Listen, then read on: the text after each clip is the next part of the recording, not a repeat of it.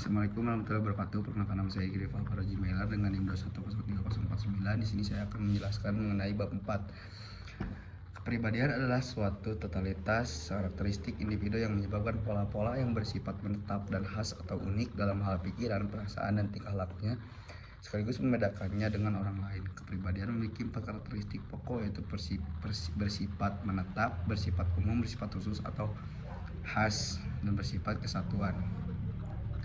Ada 3 teori utama tentang kepribadian, yaitu teori psikodinamik, teori sifat, dan teori belajar sosial.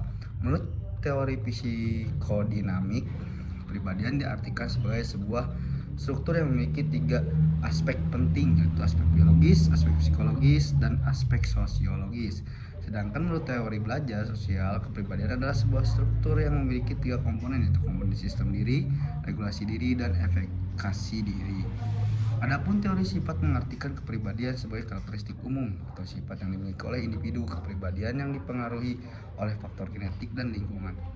Faktor genetik adalah faktor yang berasal dari dalam diri individu, sedangkan faktor lingkungan atau environment adalah faktor yang berasal dari luar individu. Terdiri atas 4 subfaktor, yaitu subfaktor budaya, kelas sosial, keluarga, dan teman sebaya.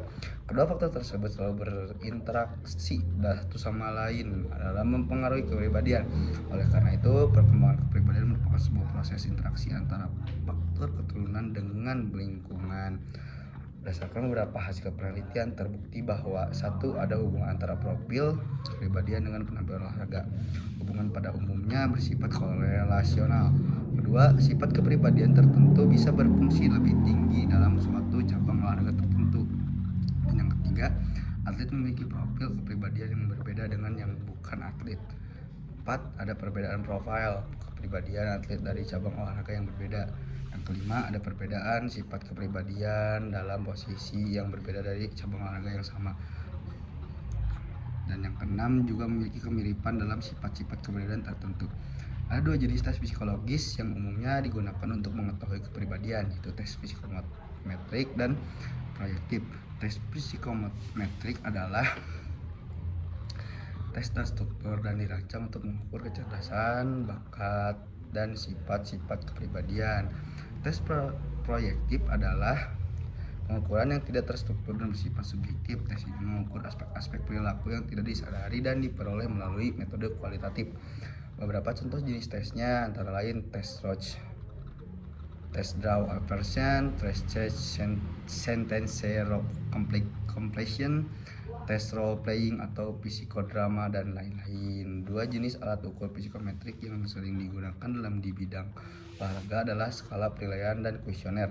Skala penilaian melibatkan penggunaan seorang penilai atau beberapa orang penilai yang diminta untuk mengobservasi perilaku individu dalam satu atau beberapa situasi. Umumnya ada 2 jenis situasi dalam pengukuran kepribadian yang bisa menggunakan skala penilaian, yaitu interview dan observasi penampilan.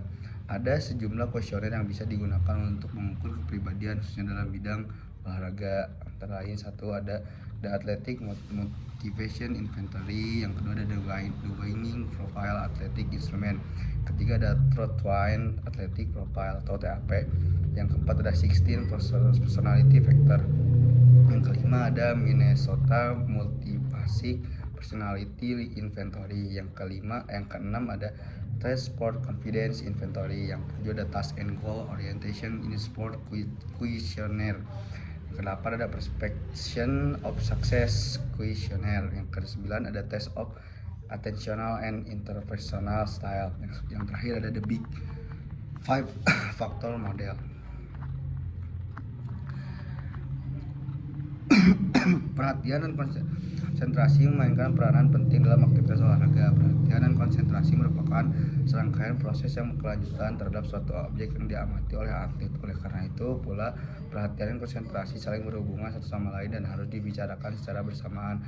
Perhatian merupakan proses awal menuju konsentrasi. Perhatian merupakan fokus pikiran seorang terhadap satu objek yang berlangsung dalam waktu yang singkat, sementara konsentrasi berlangsung dalam rentang waktu yang lebih lama. Terima kasih. Sekian penjelasan mengenai bab 4. Kurang lebihnya saya mohon maaf. Wabillahi taufiq wal hidayah. Wassalamualaikum warahmatullahi wabarakatuh. Bye bye guys, thank you.